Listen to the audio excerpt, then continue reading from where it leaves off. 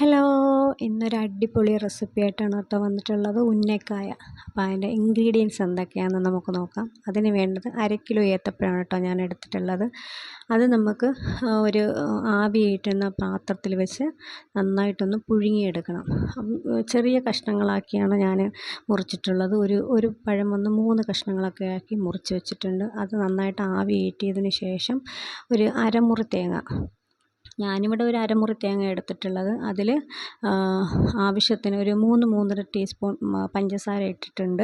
പിന്നെ അതിലോട്ട് പിന്നെ വേണ്ടത് കാഷ്നട്ടാണ്. കാഷ്നട്ട് നന്നായിട്ട് പൊടിച്ചതും ക്രഷ് ചെയ്തതുമായി ഞാൻ ഇത്തിരി കൂടുതൽ ഇട്ടിട്ടുണ്ട്.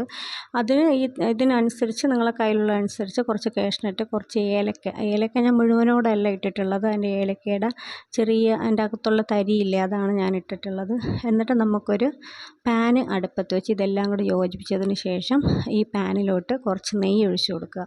നെയ്യ് ഒഴിച്ച് കൊടുത്തതിന് ശേഷം അതിലോട്ട് കുറച്ച് ഇടേണ്ടത് ഈ കറുത്ത മുന്തിരി തന്നെ വേണമെന്നില്ല, വെള്ള മുന്തിരി ആയാലും മതി. എൻ്റെ അടുത്ത് വെള്ള മുന്തിരി ഇല്ലായിരുന്നു, അതുകൊണ്ടാണ് ഞാൻ ഇതിട്ടത്.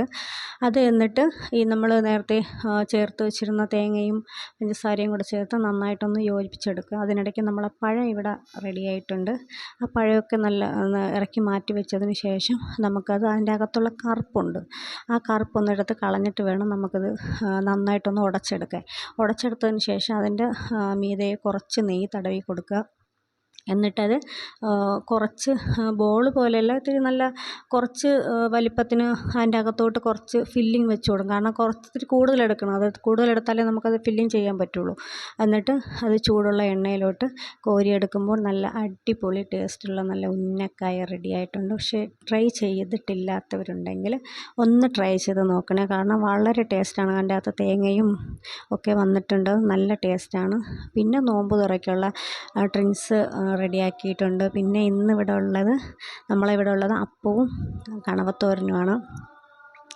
അതിൽ അകത്ത് നല്ല പരുവുള്ള കണവയാട്ടോ കിട്ടിയിട്ടുള്ളത്. അപ്പോൾ നിങ്ങളെല്ലാവരും നോമ്പ് തുറന്ന് ഹാപ്പി ആയിരിക്കുമെന്ന് വിശ്വസിക്കുന്നു. അടുത്ത വീഡിയോ ആയിട്ട് വരുന്നവരെ എല്ലാവർക്കും ബൈ ബൈ.